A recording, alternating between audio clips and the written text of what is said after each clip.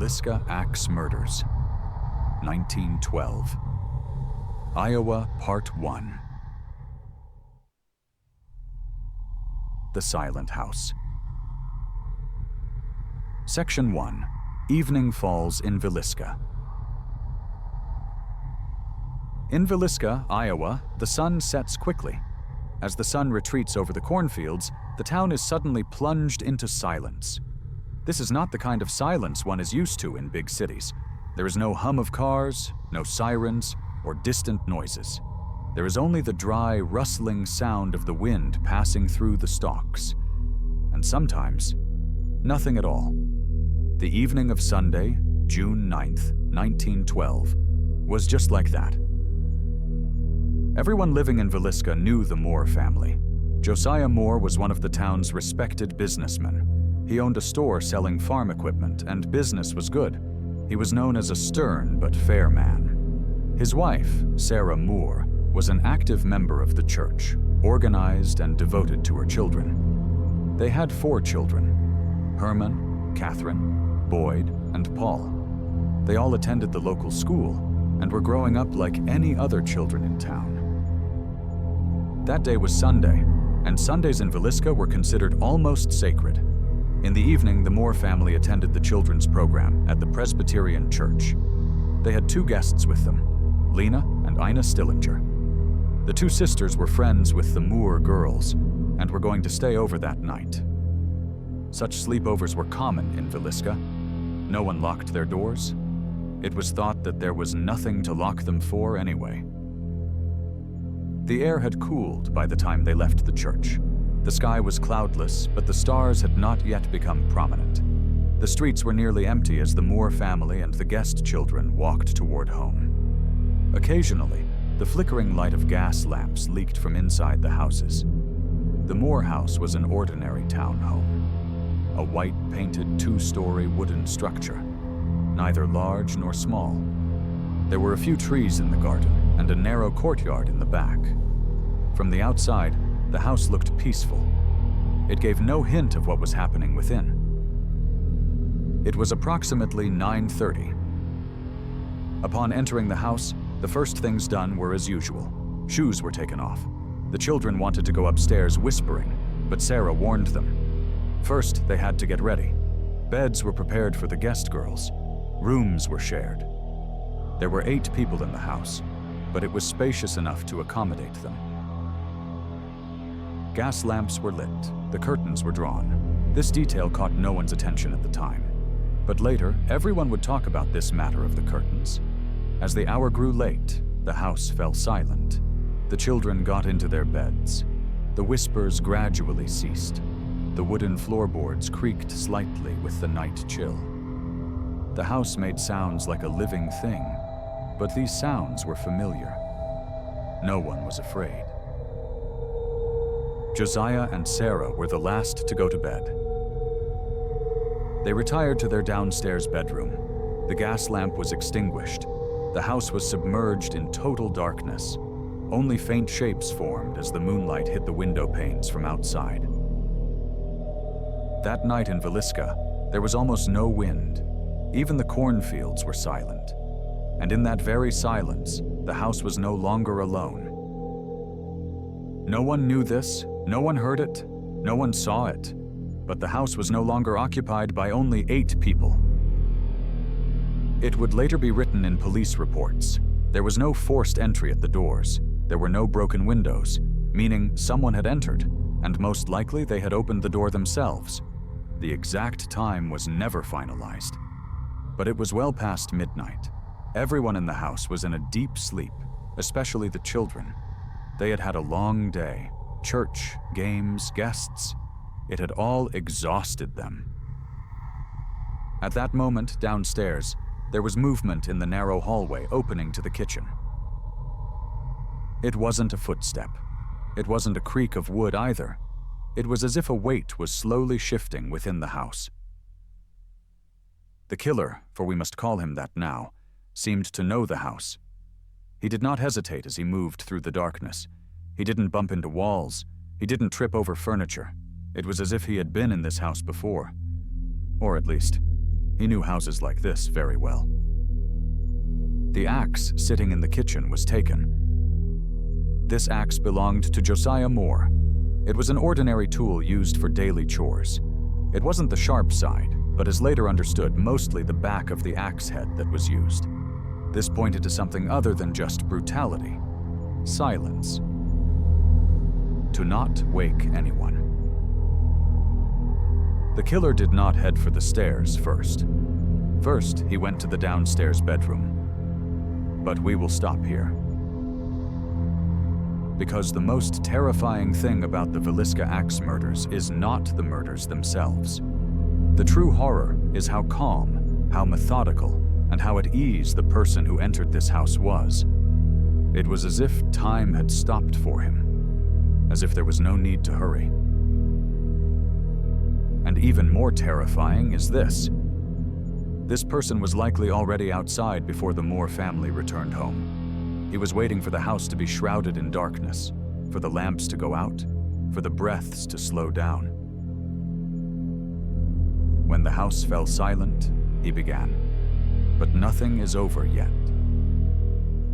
Because after that night, this house in Villisca would never truly be silent again. Section 2. When he stepped inside. When a house sleeps, time flows differently. Hours do not progress, they stretch. Minutes become almost tangible. That was how the night felt in the Moore house in Villisca. Everyone's breathing had settled into its own rhythm. The children's were fast and irregular. The adults were deeper and slower. The air inside the house was heavy. The smell of soot left by the gas lamps still clung to the walls. Darkness had fully descended. And darkness was not the only stranger inside the house. The axe that had stood near the kitchen downstairs was no longer in its place. The hands holding it were calm. They did not tremble. This detail caught the attention of everyone who examined the case file afterward. There was no panic. There was no rush. It was as if this night had been planned weeks in advance.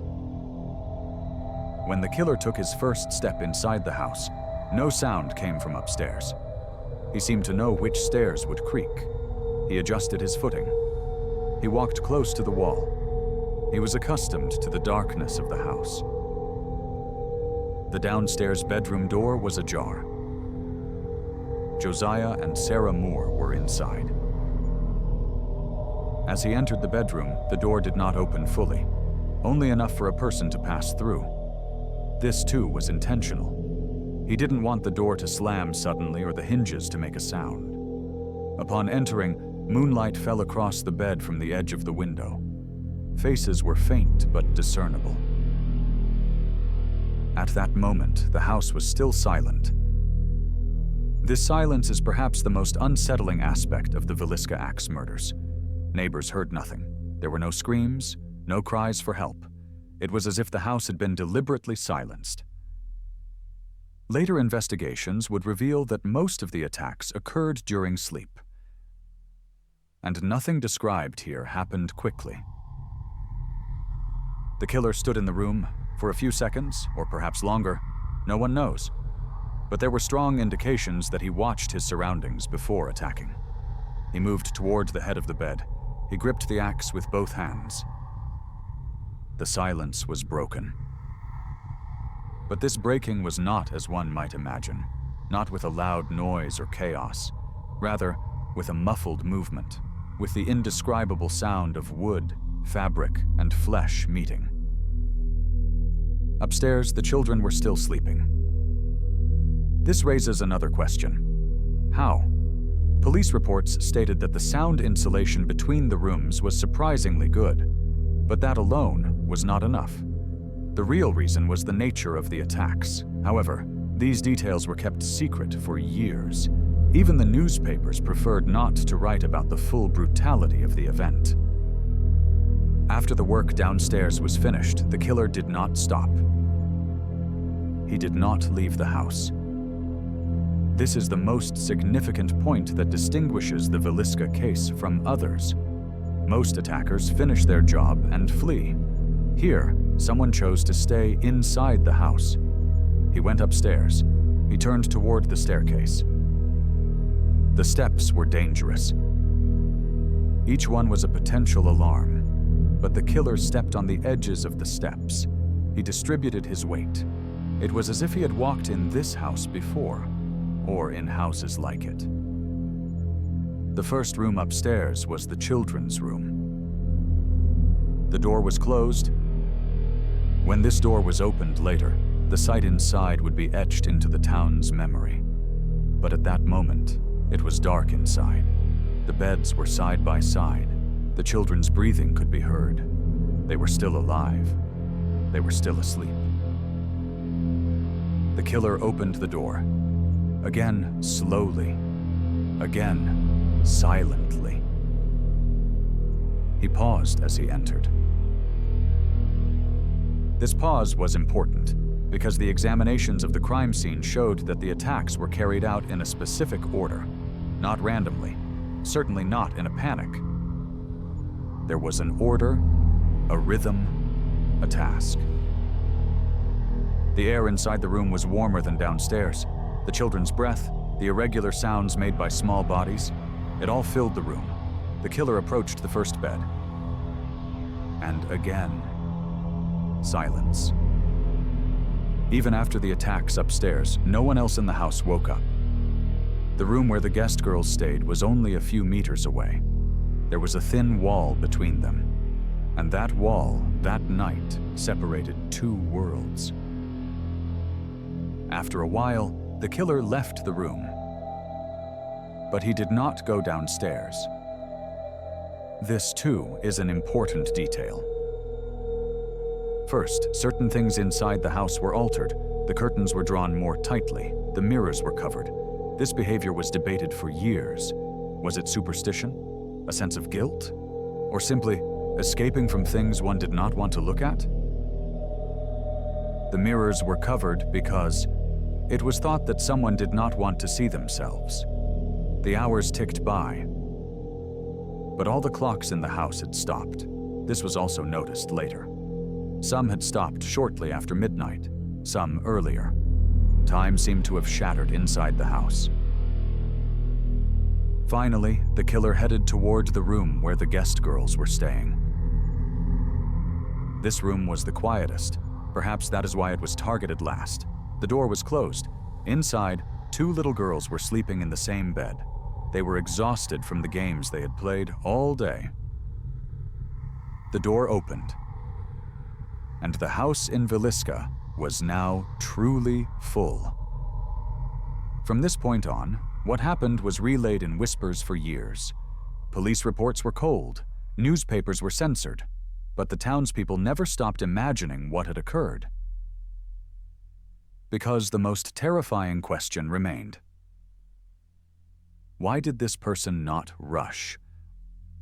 Why didn't he leave the house immediately? Why were there traces suggesting he might have gone back to the kitchen and eaten? Yes, that night someone sat in the Moore house, waiting, perhaps resting. This thought left the people of Villisca sleepless for nights. And morning was approaching. But Villisca was not ready for the morning.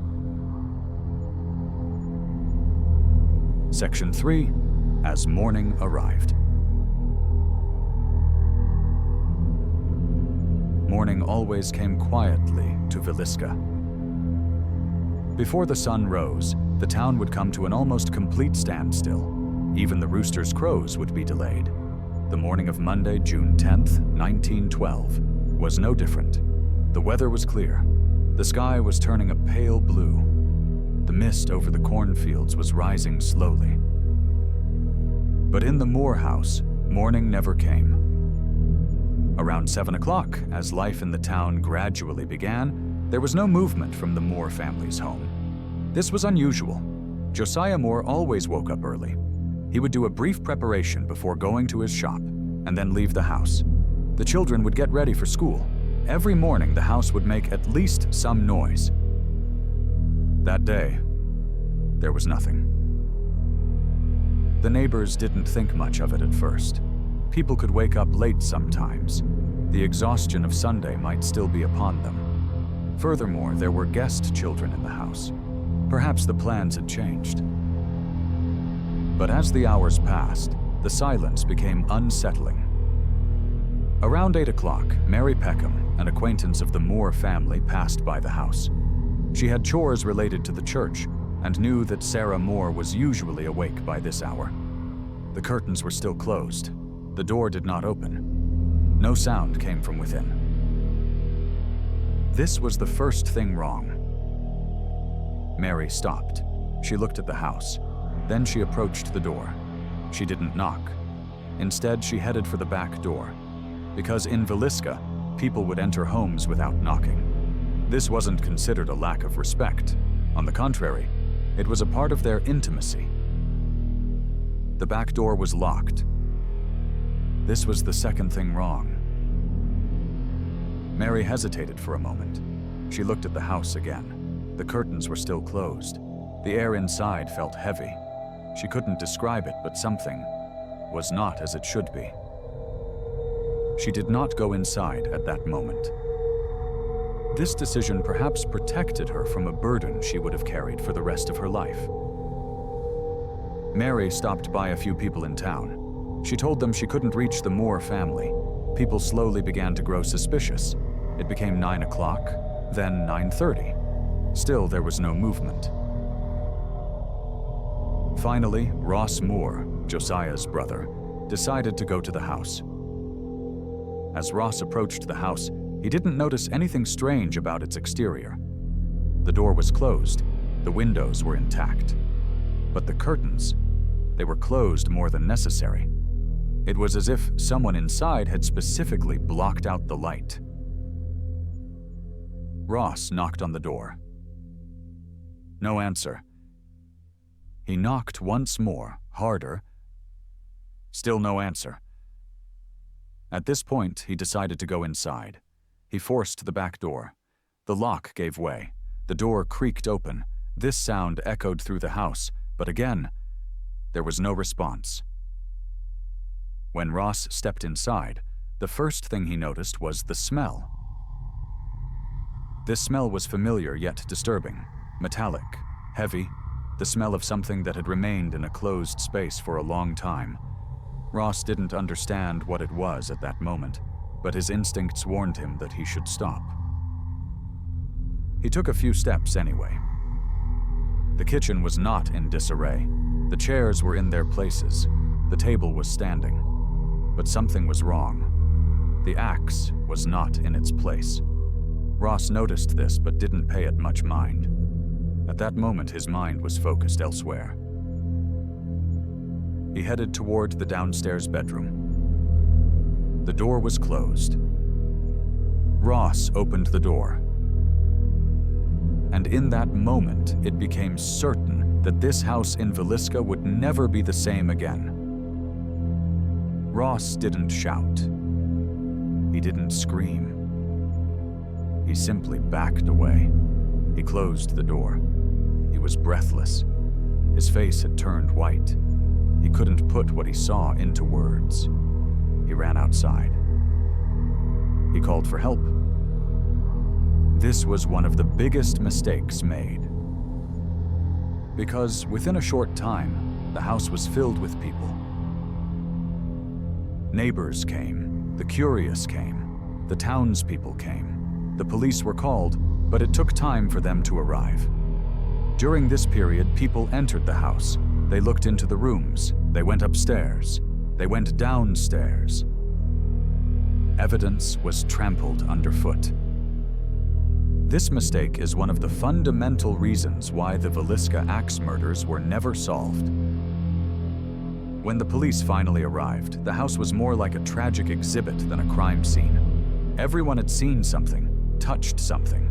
Doors had been opened, curtains had been pulled back, the covers on the mirrors had been removed. But still, some things were noticed. All the victims were in their beds. None of them had tried to escape. And there were no signs of a struggle in the house. This baffled the investigators. In such an event, at least some resistance would be expected. But there was none. Everything was silent. Too silent. The police found the axe inside the house. It looked as if it had been cleaned, but there were marks on it. Also, a piece of eaten food in the kitchen caught their attention. Strong evidence that the killer had spent time in the house after the murders. This idea terrified the townspeople, because it showed that the attacker was not in a state of panic. On the contrary, he had acted as if the house belonged to him. As the hours passed, rumors spread. It couldn't be a stranger. Someone knew this house. Maybe someone from the town. Suspicion settled over Villisca. Neighbors began to look at one another. People started locking their doors at night. This was a massive change for the town. Previously, no one would have ever done such a thing. And then, the whispers began. Some said that the first people to enter the house felt a strangeness inside, as if the house were not empty, as if someone were still there. Of course, these were not taken seriously at the time. Everyone was in shock. Minds were filled with trauma. But these whispers did not fade over time. On the contrary, they grew. Because after that day, this house in Villisca never seemed normal to anyone again. Section 4. The house does not forget. By the time the police arrived at the Moore house, it was already too late. The crime scene had long been compromised.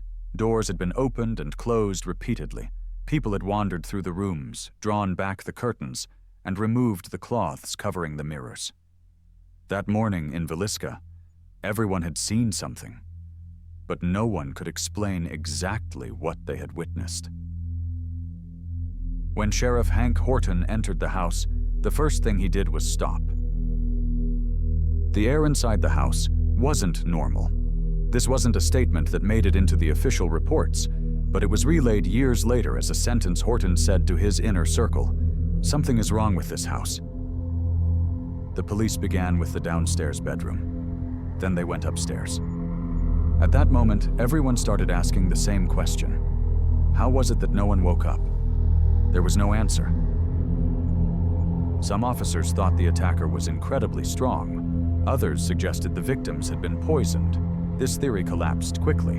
Another theory was that the attacker was a family member, but that didn't seem logical either. There was a more terrifying possibility. The attacker knew the house very well. The fact that he didn't hesitate while moving through the house, that he climbed the stairs silently, and that he knew exactly who was sleeping in which room. These were no coincidences.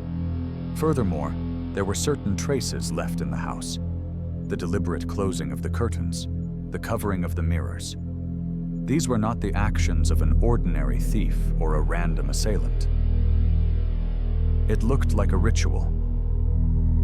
The townspeople didn't say it out loud, but everyone was thinking the same thing. The person who did this must be from Villisca, or at least someone who had spent considerable time there.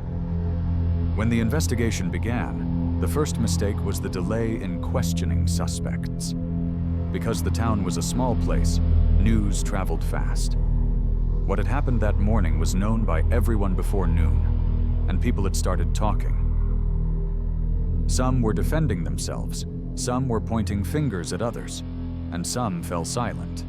This silence doesn't always mean guilt, but in Villisca, that is exactly how people perceived it. After a while, the town was split in two. One group believed this couldn't have been done by someone from the town. We aren't that kind of people, they would say. The other group thought the exact opposite. No one knows us better than we know ourselves. Suspicion poisoned the neighborhoods. Lights were no longer turned off at night. Doors were locked. Children were never left alone. Within a few days, Villisca transformed into a different place. and the Moore house. The house was emptied, but it was not abandoned. Because people couldn't stop looking at it. They would slow down as they passed by. They would stare at the windows. They would check to see if there was any movement behind the curtains. Some claimed to see lights coming from the house at night. They couldn't prove it to anyone, but they never stopped telling the story. As the police reports progressed, the feeling that the case would never be solved grew stronger. There were clues, but none were definitive. There were no witnesses, no clear timeline.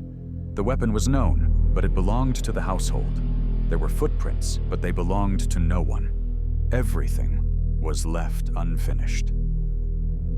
This sense of being unfinished seemed to soak into the very walls of the house. Months later, the investigation slowed down. The newspapers turned their attention to other events, but Villisca did not forget. The Moore house stood in the middle of the town like a silent wound. And that was when other things began. People started saying they felt strange when entering the house. Cold spots, a sudden feeling of oppressive weight, footsteps in the night, whispers. None of these made it into official records, but they were etched into the town's memory. There was one more thing. Everyone who stayed in the house said the same thing. At midnight, a sound would come from the upstairs. It wasn't clear what this sound was. Some said it was the wood settling. Some said it was the wind. But even on nights when there was no wind, the sound continued. And the most chilling detail was this. When no one was in the house, the mirrors were sometimes found covered. By whom? There was no answer to this question. The police files were closed. The suspects drifted away. Years passed, but the Moore house continued to live in the memory of Villisca, because some crimes do not vanish when they remain unsolved. They settle in, and after that night, that house became more than just a crime scene. It became a reminder that silence is not always safe.